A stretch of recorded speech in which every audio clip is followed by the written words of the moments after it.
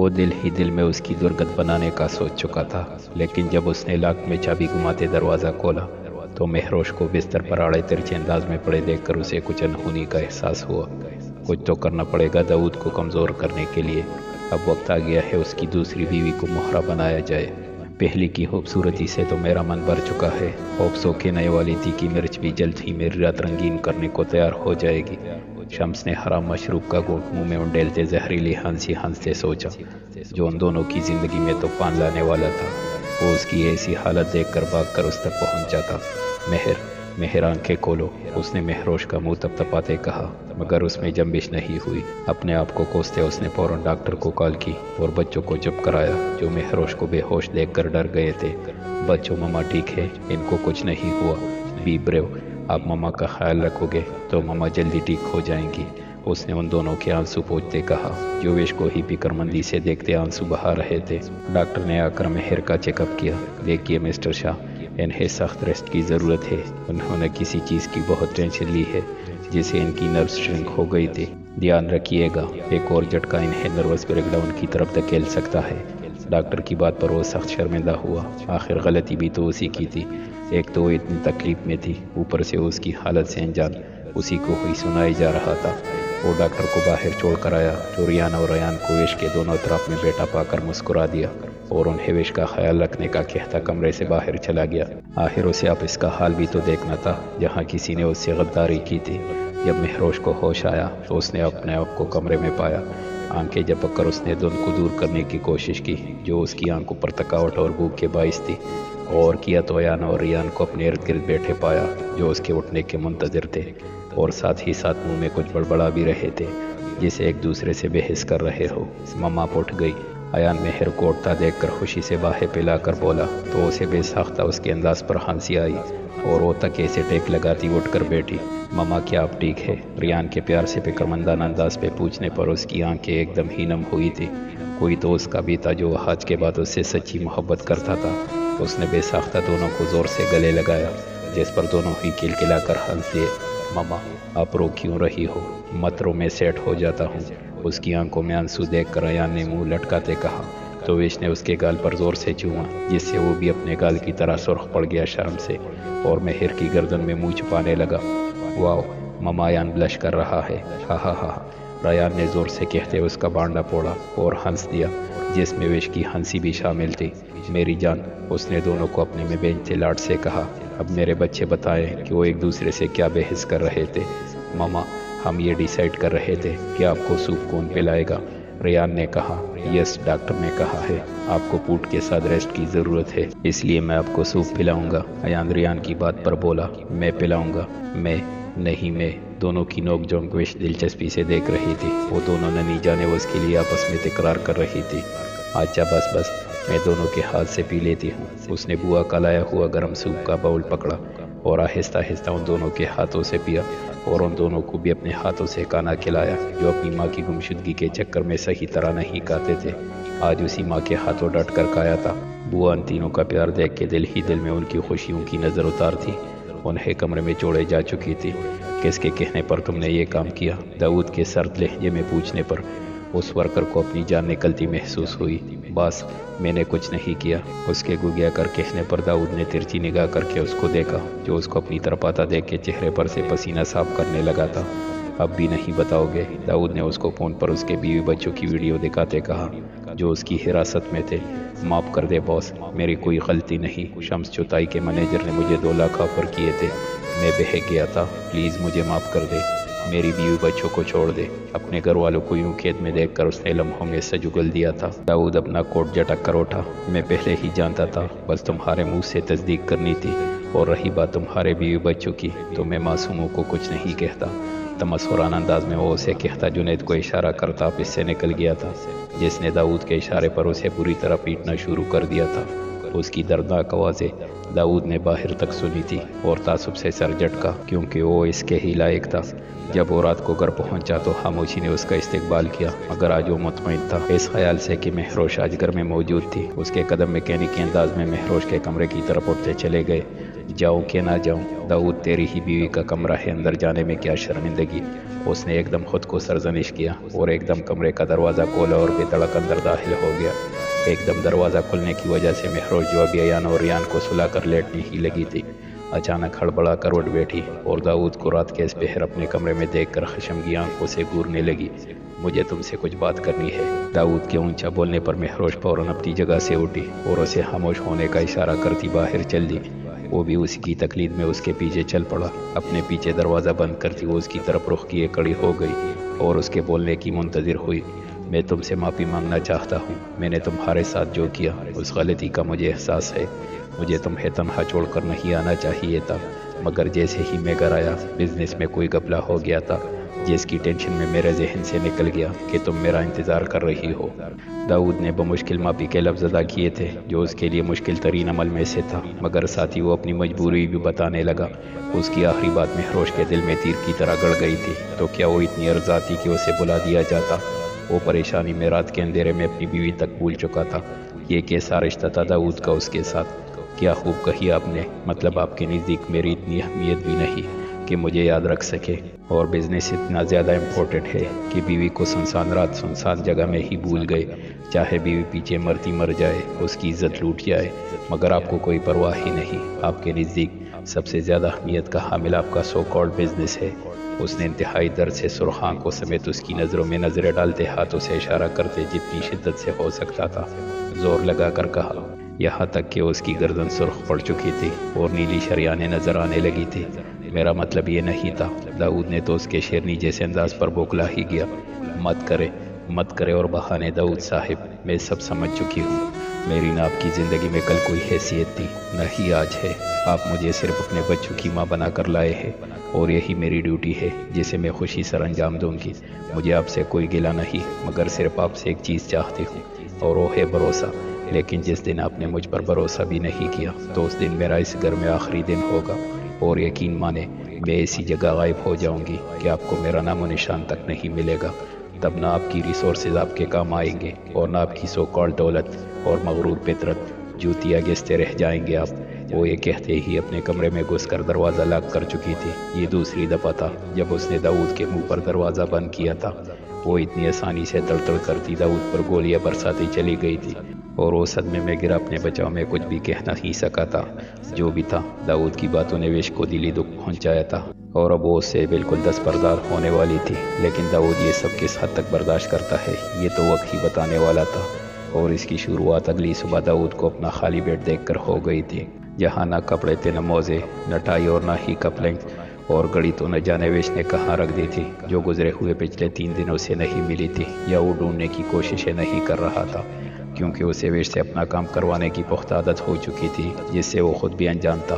اس لیے اب بھی صبح خالی بیڈ دیکھ کر وہ چڑچڑا ہوا اور بوا کو آوازیں دینے لگا، بوا کم از کم میرے کپڑے اور چیزیں وغیرہ تو تیار کر کے رکھ دیا کرے ٹائم پر، مجھے آفس جانا ہوتا ہے۔ اس نے نیچے آ کر جھنجھلاتے ہوئے ناشتے کی ٹیبل پر بوا کو کہا جو کھانا سرو کر رہی تھی، لیکن اس کا اصل مقصد ویش کو سنانا تھا جو اسے مکمل طور پر نظر انداز کیے ریان اور ایان کو ناشتہ کروا رہی تھی، اور اس کی یہی نظر اندازی داؤد شاہ کو جلتے توے پر بٹھا گئی تھی، اور اس کی مجبوری تو یہ تھی کہ وہ چیخ اور چلا بھی نہیں سکتا تھا، اس لیے جڑتے کڑتے ان پر اپنا غصہ ظاہر کر رہا تھا۔ صاحب جی، پہلے تو یہ کام ویش بھی کرتی ہے، بوا نے بکلاتے ہوئے کہا، تو اس کی نظر مہر پر گئی جو کان لپیٹے اسے نظر انداز کرنے میں مگن تھی۔ وہ اس کے نظر انداز کرنے پر بیل بلا کر رہ گیا اور لب بینچ کر بوا سے مخاطب ہوا، دیکھ نہیں رہی آپ کی بیوی کتنی مصروف ہے، تو آپ مجھے میرے کپڑے نکال دے، یہ نہ ہو کہ ان کی مصروفیت میں کوئی کمی آ جائے۔ اس نے جلتے بنتے کہا اور کمرے میں چلا گیا۔ جبکہ ویش اسے جاتا دیکھنے لگی، اسے سمجھ نہیں آ رہا تھا کہ داؤد اتنا تب کس بات پر رہا ہے۔ مجھے کیا، اس نے کہہ کر شانے جھٹکے، اور وہ جو مہروش کا منتظر تھا بوا کو اپنے پیچھے آتے دیکھ کے اس کے ارمانوں پر اوس پڑ گئی۔ داؤد جلتے کڑتے آپس تو چلا گیا تھا، مگر وہاں جا کر بھی اس کا پورا دن بے چینی میں گزرا۔ اس نے مجھے نظر انداز کیا، داؤد شاہ کو وہ ایسا کیسے کر سکتی ہے؟ کیا وہ نہیں جانتی کہ بیوی کے کیا پرائس ہے؟ اپنی سوچ پر وہ خود ہی ٹٹکا۔ بیوی، اس نے اس لفظ پر غور کیا، کیا میں اس سے دل سے اپنی بیوی تسلیم کر چکا ہوں؟ اس نے خود سے سوال کیا، جس کا جواب دل نے فوراً ہاں کی صورت میں دیا، جس پر وہ دل ملا کر رہ گیا۔ مجھے اس سے کیا چاہیے؟ جو مرضی کرے۔ میں نے ہی پہلے دن اسے کہا تھا کہ وہ بس بچوں کی ماں بن کر رہے، پھر مجھے اس کے یوں منہ موڑنے پر جلن کیوں ہو رہی ہے؟ سوال تو ہزار تھے اس کے دماغ میں، مگر جواب صرف ایک، جس سے وہ نظریں چرائے پھر رہا تھا۔ وہ یہ حقیقت تسلیم کرنا ہی نہیں چاہتا تھا کہ وہ ایک بار پھر سے محبت کر چکا ہے، وہ بھی کسی اور سے نہیں بلکہ اپنی ہی بیوی سے۔ مگر داؤد شاہ کی انا اڑے آ رہی تھی۔ اس کی محبت کے درمیان وہ ایک بار محبت کا ڈسا تھا، دوبارہ اس کا شکار نہیں ہونا چاہتا تھا۔ مگر مہروش کی اتنی اچھی نیچر اور اپنے بچوں پر جان چھڑکنے کی حد تک اس کا پیار دیکھ کر وہ اس سے محبت کرنے پر مجبور ہو گیا تھا، مگر وہ یہ تسلیم نہیں کرنا چاہتا تھا۔ اگر وہ مجھے اگنور کرے گی تو میں بھی اسے اگنور کروں گا۔ داؤد شاہ ہوں میں، ہر لڑکی کے دل کی دھڑکن۔ خود اس کو اپنی طرف متوجہ نہ کیا تو میرا نام بھی داؤد شاہ نہیں۔ وہ مہروش کی ضد میں خود بھی بچہ بن چلا تھا، جس کا اسے خود بھی اندازہ نہیں ہوا۔ اگر وہ غور کرتا تو دیکھتا کہ پرانا شاہ لوٹ آیا ہے، بلکہ اس سے کہیں زیادہ بدلا ہوا۔ مہروش داؤد کے آج کے رویے کے بارے میں سوچ رہی تھی، جو بدلا سا تھا۔ مہروش سوچ چکی تھی کہ وہ داؤد سے تب تک کلام نہیں کرے گی جب تک داؤد اس سے معافی نہیں مانگ لیتا۔ جو بھی تھا، اس بار داؤد نے بہت بڑی غلطی کی تھی، جس کا احساس دلانا داؤد کو بہت ضروری تھا۔ وہ انہی خیالوں میں گم تھی جب ریان اور ایان کی آوازوں پر وہ باہر لاؤنج میں آئی، جو اسکول سے گرمی میں بے حال ہوئے آئے تھے۔ گرمی سے ان کے سفید گال اور چہرہ سرخ پڑ چکا تھا۔ دونوں آتے ہی معمول کی طرح اس سے لپٹ گئے، دونوں کی ہی جان بسنے لگی تھی اس میں۔ تبھی دوستوں سے بھی زیادہ اسے چاہتے، اس کے ساتھ وقت گزارتے، مستیاں کرتے۔ مہروش کے آنے سے ان کی زندگی کا خلا پر ہو گیا تھا۔ ابھی بھی مہروش نے دونوں کا پسینہ اپنے نئے شیفون کے دوپٹے سے صاف کرتے ان کا شدت سے سرخ پڑتا منہ چٹا چٹ چوما، جس پر دونوں کلکلا کر ہنس دیے۔ یہ ان کے روز کا معمول تھا۔ اس نے فوراً اٹھتے ان کے لیے ٹھنڈے ٹار ملک شیک کا انتظام کیا، جس سے وہ بڑے مزے سے غٹاغٹ پی گئے۔ ماما، آپ کو پتہ ہے کل ہماری پیرنٹس میٹنگ ہے، آپ کو اور پاپا کو جانا ہے۔ فائنلی ہماری بھی ماما پہلی دفعہ ہمارے ساتھ جائیں گی، ہم سب کو اپنی ماما دکھائیں گے۔ ایان ملک شیک کا گلاس ختم کرتا جوش سے بولا، اور اس کی دودھ کی بنی مونچھیں دیکھ کر مہر نے اپنا کہا منہ میں دبایا تھا اور پٹاپٹ ٹشو سے اس کا منہ صاف کیا۔ یہ تو بہت اچھی بات ہے، آج پاپا آئیں گے تو ان کو بتانا۔ اس کی بات پر دون نے زور و شور سے سر ہلایا تھا۔ ان کا پیار دیکھ کر بوا بار بار صدقے واری جا رہی تھی۔ داؤد شاہ جب گھر میں داخل ہوا تھا تو نظر اطراف میں گھومی تھی مہروش کی تلاش میں، مگر ناکام لوٹ آئی تھی۔ لیکن جو ہی اس نے کچن سے جھلکتا نیلا آنچل دیکھا، گردن فوراً اکڑا لی۔ وہ سمجھ گیا تھا مہروش نے اسے دیکھ لیا ہے، تبھی اگنور کیا آگے بڑھ گیا۔